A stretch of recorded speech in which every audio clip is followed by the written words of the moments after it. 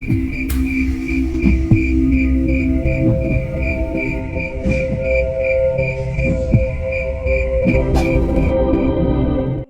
dan Winda berdiri di depan sebuah rumah tua yang dikelilingi oleh semak liar.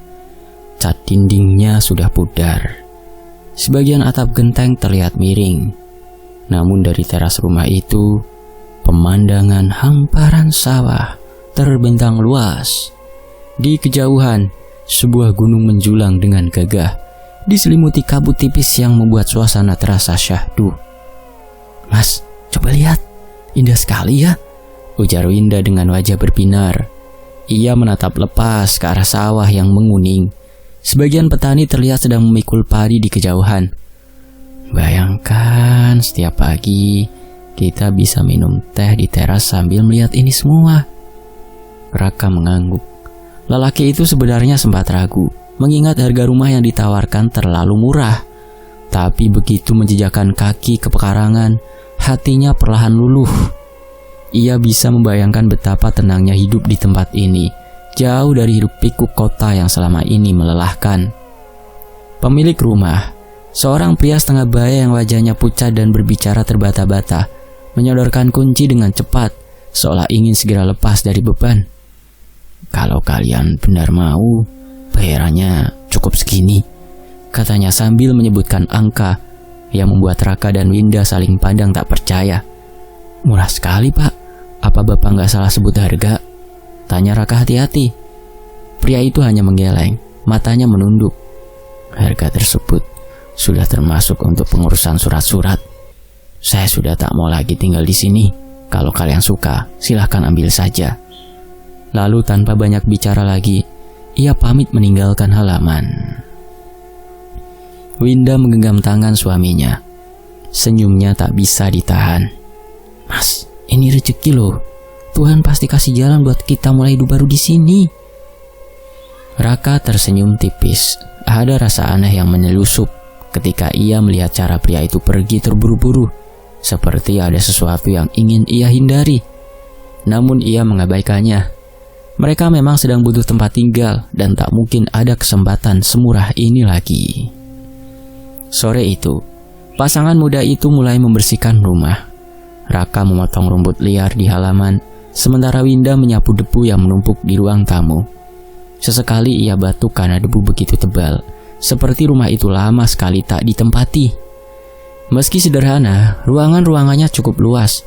Ada ruang tengah, 2 kamar tidur, dapur kecil, dan sebuah kamar yang pintunya terkunci di bagian belakang. Raka mencoba mendorongnya, tapi kunci karatan membuat pintu itu tak bisa digerakkan. "Nanti kita perbaiki, mungkin gudang atau kamar kosong," katanya. Menjelang malam, mereka duduk di teras. Angin membawa aroma padi. Suara jangkrik bersaut-sautan. Winda bersandar di bahu Raka. "Mas, rasanya seperti mimpi. Kita nggak lagi terjebak macet, nggak lagi dengar bising kendaraan, nggak lagi sempit di kontrakan kota. Aku bahagia, aku seneng." Raka menatap langit desa yang dipenuhi bintang. Hatinya pun hangat. "Aku juga, Win. Semoga tempat ini jadi awal hidup kita yang lebih baik ya." Namun ia tak menyadari bahwa di kejauhan, beberapa warga desa berdiri diam di pinggir jalan, hanya menatap rumah itu dengan pandangan penuh was-was. Mereka tidak mendekat, tidak menyapa, hanya saling berbisik dengan wajah tegang.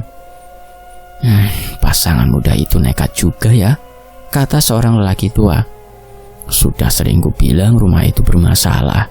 Tapi kalau mereka sudah kepincut, lah siapa yang bisa melarang?" sahut yang lain, nadanya penuh kekhawatiran. "Aku takut mereka tidak bertahan lama." Bisikan itu tak pernah sampai ke telinga Raka dan Winda. Mereka terlalu sibuk menikmati mimpi indah tentang hidup baru. Malam pertama tiba. Setelah membereskan semuanya, Raka dan Winda merebahkan diri di kamar yang sudah mereka bersihkan seadanya. Lampu bohlam kuning menggantung, cahayanya temaram. Udara terasa lebih dingin dibandingkan sore tadi. "Dingin sekali ya, Mas. Padahal kita udah pakai selimut tebal," ujar Winda sambil meringkuk. Raka mengangguk. Ia merasakan hawa menusuk tulang. Berbeda dengan dingin biasa, tapi ia tak ingin membuat istrinya cemas. "Namanya juga di desa pegunungan, Win. Udara segar begini udah biasa. Tak lama, Winda pun tertidur. Nafasnya teratur. Raka masih terjaga. Matanya menatap langit-langit kayu yang retak di beberapa sisi. Ia merasa ada sesuatu yang berbeda di rumah itu, tapi pikirannya kembali mengingat harga murah dan pemandangan indah yang mereka dapatkan. Ia memejamkan mata, mencoba tidur. Sekitar tengah malam, Raka bermimpi aneh. Dalam mimpi itu, ia berada di ruangan gelap. Bau anyir menusuk hidungnya, seperti darah segar bercampur tanah basah. Dari kejauhan, terdengar suara gamelan samar. Namun nadanya sumbang, menyeramkan. Lalu terdengar bisikan, pelan, serak, namun menusuk telinga. Beri aku minum, beri aku darah. Jangan lupa, sesajen malam Selasa. Raka berusaha mencari asal suara itu, tapi gelap pekat mengelilinginya. Ia hanya bisa meraba-raba, lalu tiba-tiba merasakan tangan dingin menyentuh tubuhnya. Sekejap kemudian ia terbangun dengan nafas terengah. Keringat dingin membasahi tubuhnya, meski udara kamar terasa begitu menusuk. Ia menoleh ke samping. Winda masih tertidur pulas, wajahnya tenang tanpa terganggu. Raka menatap sekeliling kamar, sunyi, hanya suara jangkrik di luar jendela. Namun bisikan itu masih terngiang jelas di telinganya, seolah bukan sekedar mimpi. Darah, sesajen, malam Selasa. Ia menelan ludah, hatinya berdebar. Untuk pertama kalinya ia merasa rumah yang mereka anggap surga kecil itu menyimpan sesuatu yang tidak wajar. Malam itu setelah mimpi aneh yang dialami Raka, hari-hari terasa berjalan biasa saja. Mereka berdua masih sibuk menata rumah, membersihkan perabot dan mulai menyesuaikan diri dengan kehidupan di desa. Namun ketika malam tiba, sesuatu yang tidak wajar kembali menghantui. Raka lagi-lagi bermimpi. Dalam mimpinya, ia kembali berada di sebuah ruangan gelap. Kali ini lebih jelas, tanah basah di bawah kakinya. Bau anyir menusuk lebih pekat, dan suara serak itu terdengar di telinga. Berilah aku darah, sesajen, tiap malam Selasa. Jangan lupakan aku. Raka tersentak bangun, jantungnya berdegup kencang. Keringat dingin bercucuran. Winda yang tidur di sampingnya juga gelisah. Ia menggeliat, wajahnya pucat. "Mas," suara Winda lemah. Aku seperti ditindih sesuatu. Berat sekali. Nafas rasanya susah." Raka buru-buru meraih tubuh istrinya, membisikkan doa. Ia bisa merasakan kulit Winda dingin, padahal mereka berdua tidur berselimut tebal. Keesokan paginya, suasana rumah terasa ganjil. Lampu bohlam di ruang tamu berkedip-kedip meski listrik normal. Gelas di meja dapur bergeser pelan, seolah ada yang menyentuhnya.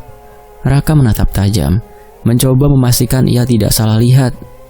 "Mas, tadi malam aku benar-benar merasa ada yang menindihku," kata Winda sambil merapikan kursi. "Aku gak bisa gerak, cuma bisa lihat bayangan hitam di atas tubuhku." Raka menelan ludah. Ia tak ingin membuat Winda semakin takut, meski dirinya sendiri sudah diganggu oleh mimpi yang sama 2 malam berturut-turut. "Mungkin kamu kecapean, Win. Tubuhmu lelah, jadi mimpi aneh." Winda menggeleng cepat. "Tidak, Mas. Rasanya nyata. Aku dengar suara orang berbisik di telingaku, minta sesuatu. Aku gak ngerti." Raka terdiam. Ia tidak berani menceritakan bahwa suara yang sama juga ia dengar di dalam mimpinya. Hari itu, mereka mencoba beraktivitas seperti biasa. Winda memasak di dapur, sementara Raka menata peralatan di ruang tamu. Namun siang hari itu, Winda berteriak kecil, "Mas, kesini!" Raka segera berlari ke dapur. Winda berdiri kaku di depan lemari kayu tua. Wajahnya pucat pasi. Di lantai, tergeletak sebuah kendi pecah. Dari pecahan itu menguar bau anyir menusuk, seperti darah basi bercampur tanah. Ini bukan punya kita kan, Mas?" Winda bersuara gemetar. "Aku gak pernah taruh kendi di sini."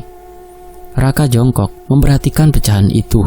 Kendi itu tua, warnanya hitam kecoklatan, dan retakan di permukaannya terlihat lama. Namun cairan kental berbau besi yang menetes dari dalamnya masih segar. "Aneh sekali," Raka berbisik. Ia ingin segera membuang pecahan itu keluar rumah.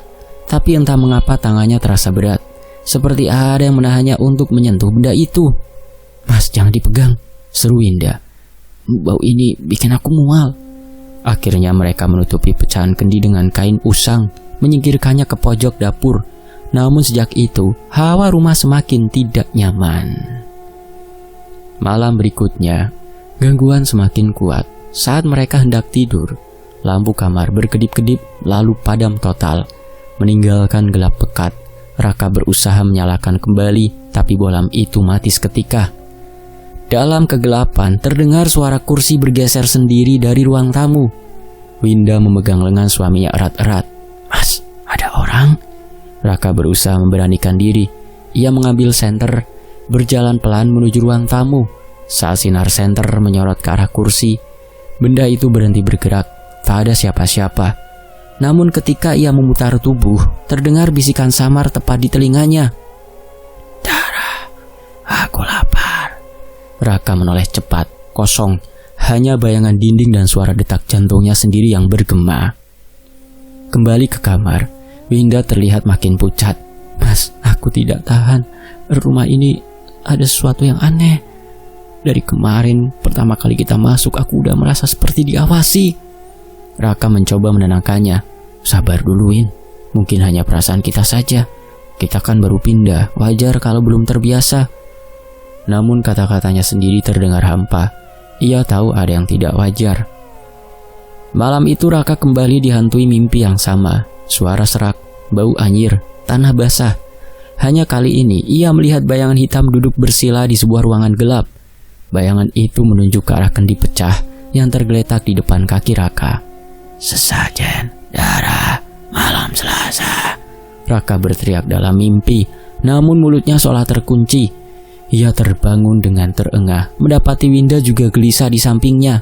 Mas, aku ditindih lagi mas, seperti malam kemarin. Terus ada bayangan hitam di dadaku. Raka memeluk istrinya, mencoba mengusir rasa takut.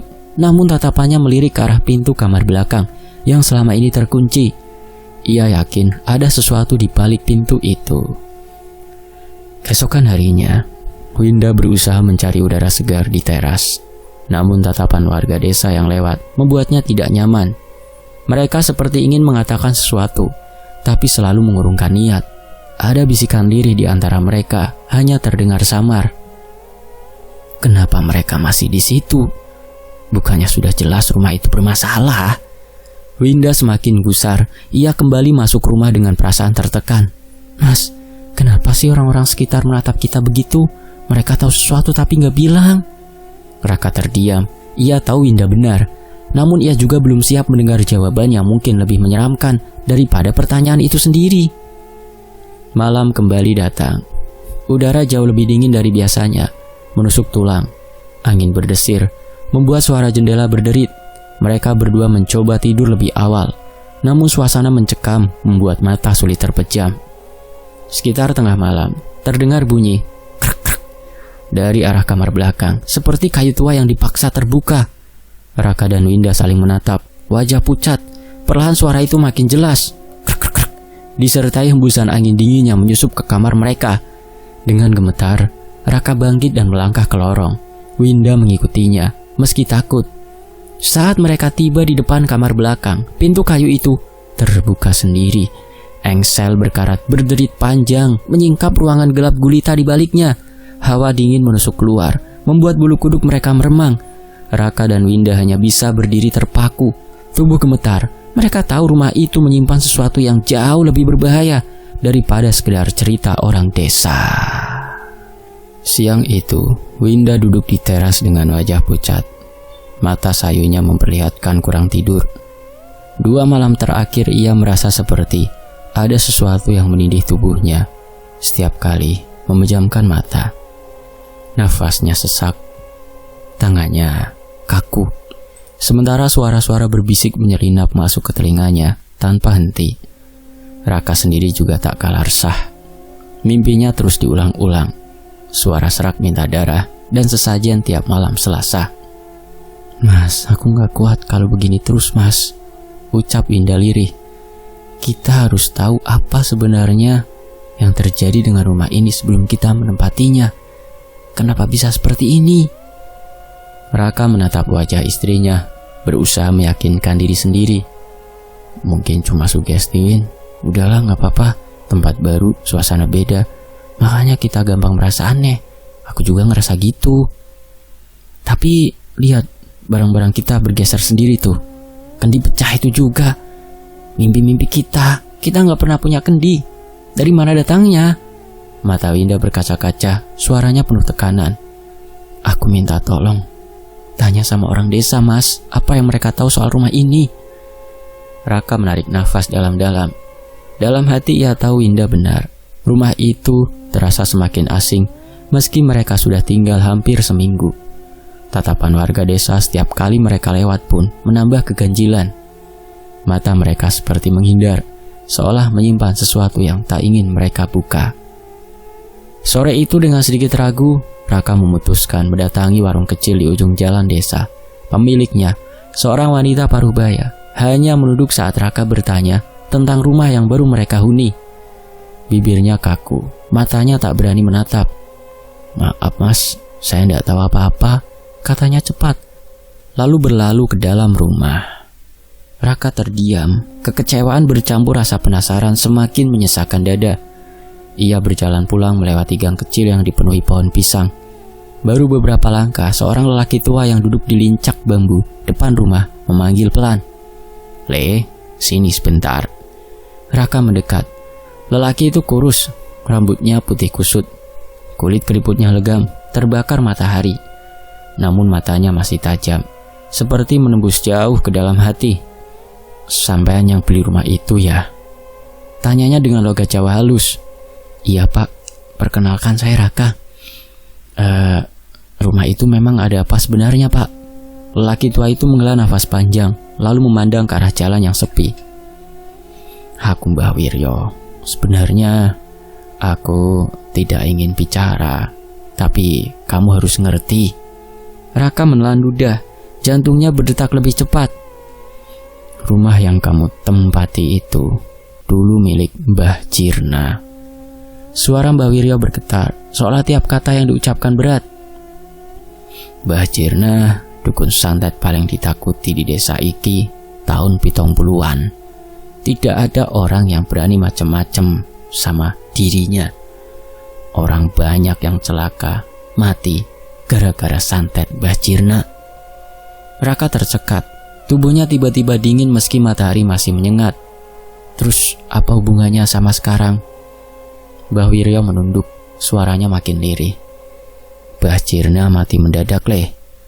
Tidak sempat memulangkan peliharaan. Jin-jin itu sampai sekarang belum diberi makan. Mereka masih di rumah itu, kelaparan, menuntut diberikan makan, darah, dan sesajen.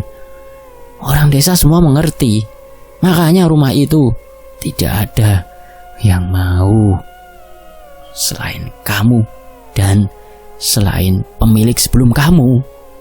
Raka tercekat mendengar kata-kata itu. Gambaran mimpinya langsung kembali terbayang. Suara serak yang menuntut darah, kendi pecah yang berbau anyir. Semuanya seolah masuk akal bila dikaitkan dengan cerita itu. Terus kalau nggak dikasih, suara Raka hampir berbisik. Mbah Wiryo mengangkat wajahnya, menatap tajam. Jin itu bakal njaluk tumbal. Orang yang hidup di situ akan jadi gantinya. Dek, jantung Raka seperti berhenti sesaat. Ia pulang dengan langkah gontai. Wajahnya pucat pasi. Winda menunggunya di teras dengan wajah cemas. Gimana Mas? Apa kata orang-orang sekitar? Raka duduk, menatap kosong ke arah sawah yang mulai diselimuti senja. Rumah ini dulunya milik Mbah Jirna, dukun santet. Mereka bilang jin peliharaannya masih ada di sini, menunggu, minta makan. Waktu Mbah Jirna meninggal, tidak sempat untuk memulangkan jin ini. Winda menutup mulutnya dengan tangan, menahan teriak.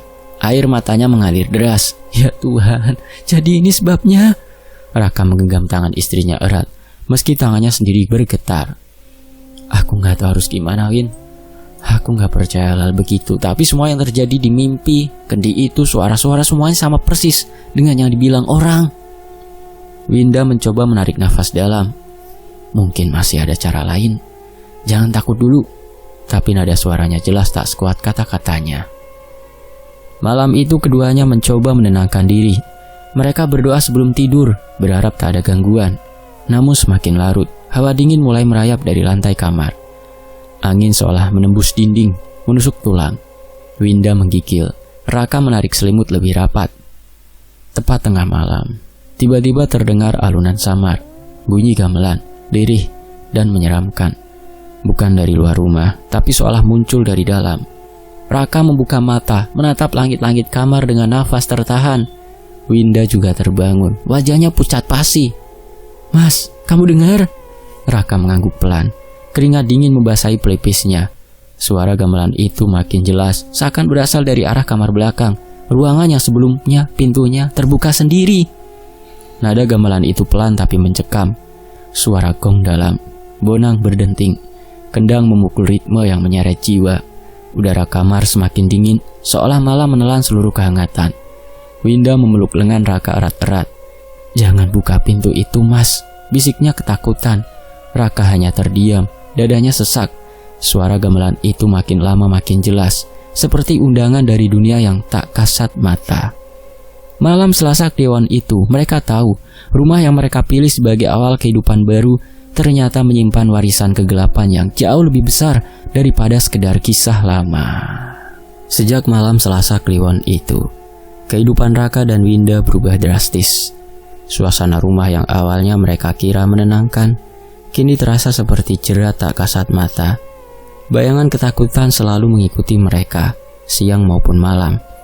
Raka semakin sering termenung, tubuhnya kurus dalam hitungan hari. Winda pun tampak pucat, wajahnya selalu tegang setiap kali harus masuk ke kamar belakang. Ruangan itu kini jadi pusat segala kengerian. Malam berikutnya, gangguan semakin menjadi-jadi. Raka baru saja mematikan lampu ruang tamu ketika ia melihat sesuatu bergerak di lorong panjang menuju kamar mandi. Awalnya ia mengira itu bayangan dirinya sendiri, tapi ketika diperhatikan, bayangan itu berjalan berlawanan arah, melintasi dinding, lalu lenyap begitu saja. Raka menelan ludah, bulu kuduknya berdiri. Ia mencoba menenangkan diri. Cuma bayangan lampu. Namun pikirannya tak bisa menipu kenyataan. Lorong itu gelap pekat, lampu sudah padam. Lalu bayangan siapa yang barusan lewat?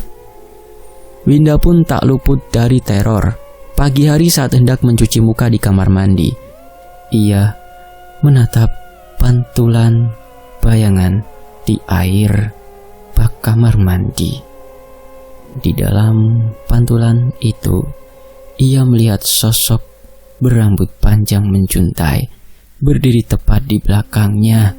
Mata itu kosong, mulutnya menganga lebar seperti ingin menelan. Winda sontak berbalik. Tak ada siapapun di sana.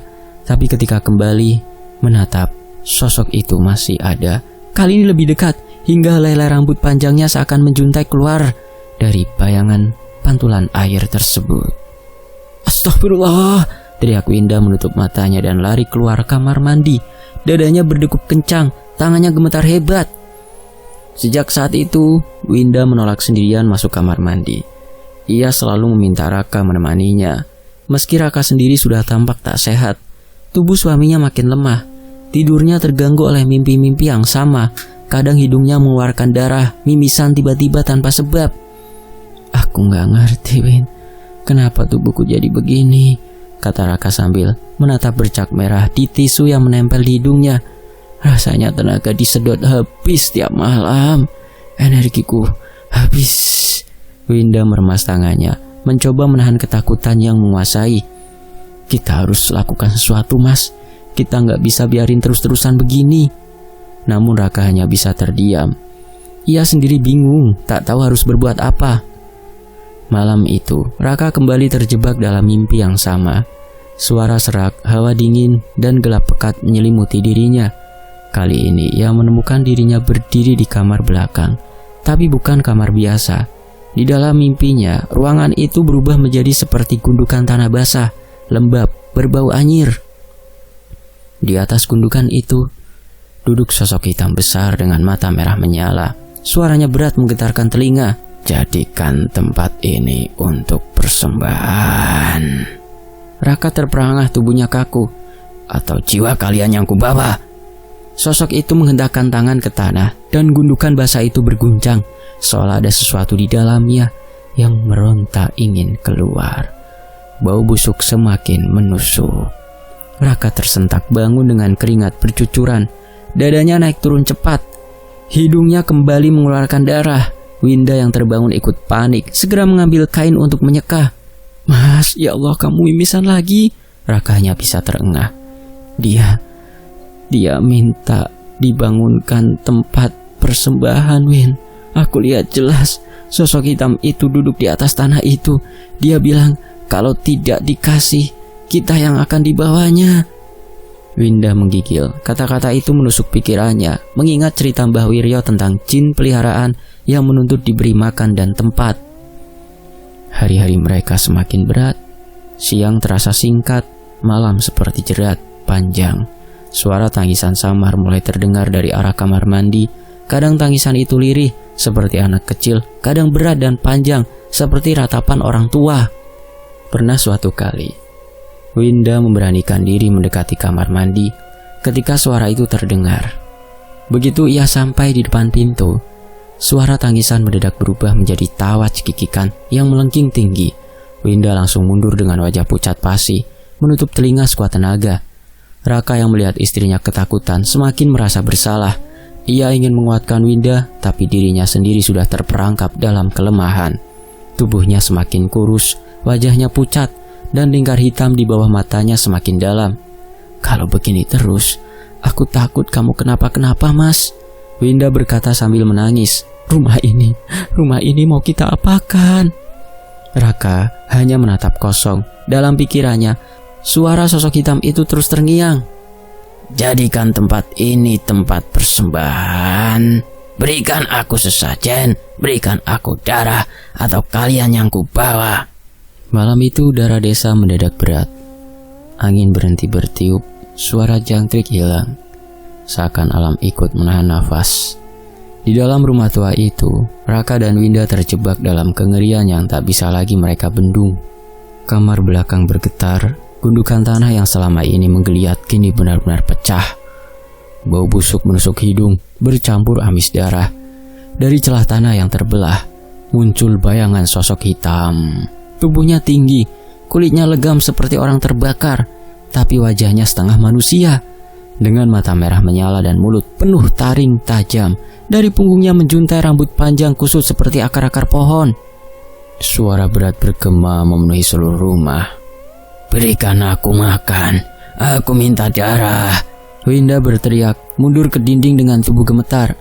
Raka berdiri kaku di depan gundukan itu, matanya kosong, wajahnya pucat, bibirnya bergumam lirih. Iya, aku akan berikan. Mas, jangan mas. Winda menangis histeris, berusaha menggunjang suaminya. Itu bukan kamu, Mas. Lawan, Mas. Tapi Raka sudah tidak lagi menjadi dirinya. Tubuhnya digerakkan kekuatan lain. Matanya hitam legam, urat-urat di lehernya menonjol. Tangannya mencengkeram leher Winda dengan kekuatannya membuatnya megap-megap. Aku butuh darahmu. Suara yang keluar dari mulut Raka bukan lagi suaranya, melainkan gema serak bercampur tawa jin. Dengan darahmu, aku akan memenuhi seluruh permintaannya. Winda meronta, air matanya bercucuran. Ia berusaha menyingkirkan tangan Raka, tapi kekuatan suaminya di bawah kerasukan itu jauh di luar nalar. Rumah pun ikut hidup, dinding bergetar, lantai retak, atap berderit keras. Suara gamelan menyeramkan kembali mengalun, bersaut-sautan dengan tawa jin. Pintu-pintu menutup sendiri, jendela berdebu seperti dipukul dari dalam. Mas, ingat aku, Mas. Winda berteriak sekuat tenaga, meski nafasnya hampir habis. Kamu janji mau lindungi aku, jangan biarin rumah ini diambil. Untuk sesaat, genggaman tangan Raka melemah, mata hitamnya berkedip, seolah ada sisa-sisa dirinya yang masih bertahan. Tapi sosok hitam di atas gundukan tanah menggeram, mengulurkan tangan panjangnya yang dipenuhi kuku tajam. Bunuh dia, darahnya untukku, kau akan kuberi semuanya. Raka kembali menegang, dorongan gaib lebih kuat daripada kesadarannya sendiri. Winda tahu, ia tak bisa mengandalkan suaminya lagi. Dengan sisa tenaga, ia menendang kaki Raka sekuat-kuatnya. Tubuh suaminya terhuyung, genggamannya terlepas. Winda segera berlari menuju pintu depan. Namun rumah itu menolak kepergiannya. Lantai berguncang, dinding seakan menutup jalan. Kayu-kayu runtuh menghalangi pintu keluar. Tangannya berdarah karena serpihan kayu, kakinya tersandung. Tapi ia terus berlari. "Tidak, aku gak mau mati di sini," jeritnya. Di luar rumah, warga desa mulai berdatangan. Jeritan Winda terdengar sampai ke jalan. Mereka membawa lampu minyak. Wajah-wajah cemas berdesakan di halaman. "Ada orang di dalam," suara seorang pemuda berteriak. Namun ketika mereka mencoba menerobos, yang tampak dari luar hanyalah rumah kosong. Tak ada cahaya, tak ada suara. Jendela dan pintu terkunci rapat, seolah tak pernah ada kehidupan di dalam. "Padahal jelas-jelas tadi ada suara teriakan," bisik seorang wanita sambil menggigil. "Ya Allah, apa yang terjadi di dalam?" Sementara itu di dalam rumah, Winda masih berusaha mencari jalan keluar. Tiba-tiba ia jatuh tersungkur di depan kamar belakang. Di sana, gundukan tanah kini terbuka lebar, seperti lubang makam menganga. Dari dalamnya sosok hitam itu menggapai, dan Raka suaminya berjalan mendekat dengan langkah goyah, wajahnya sepenuhnya kosong. Tiba-tiba dari luar, seorang lelaki tua masuk bersama beberapa warga. Di belakangnya pemuda desa membawa obor dan botol berisi air yang sudah diberi doa. Orang itu segera menaburkan segenggam garam dan air doa ke arah gundukan tanah. Asap putih mengepul, suara melengking keluar dari lubang itu. Jin hitam itu meraung, tubuhnya setengah terbakar cahaya doa. "Lepaskan jeratmu, tempatmu bukan di sini, kembalilah ke alammu. Pulang sekarang ke asalmu." Jin itu melolong, tubuhnya mengecil, lalu tersedot kembali ke gundukan tanah. Tanah bergetar, kemudian menutup rapat seolah tak pernah terbuka, hanya bau anyir yang tertinggal. Raka terduduk lemas, wajahnya pucat, darah menetes dari hidung. Winda memeluknya sambil menangis terseduh. "Terima kasih, Mbah." Suara Raka nyaris tak terdengar. "Kalian berdua masih diberi hidup karena Gusti Allah masih memberi kesempatan. Tapi rumah ini bukan tempat panggonan, bukan tempat tinggal untuk manusia. Lebih baik ikhlaskan dan tinggalkan." Warga membantu membawa Raka dan Winda keluar. Begitu mereka melangkah melewati ambang pintu, rumah itu berderit panjang, lalu mendadak sunyi. Lampu-lampu padam dari luar. Bangunan itu kembali terlihat kosong, tak berpenghuni. Selesai. Demikianlah sebuah kisah, semoga terhibur. Sampai jumpa di kisah berikutnya. Saya pamit. Wassalamualaikum warahmatullahi wabarakatuh. Tetap di YouTube channel Fakta Sejarah. Alhamdulillah.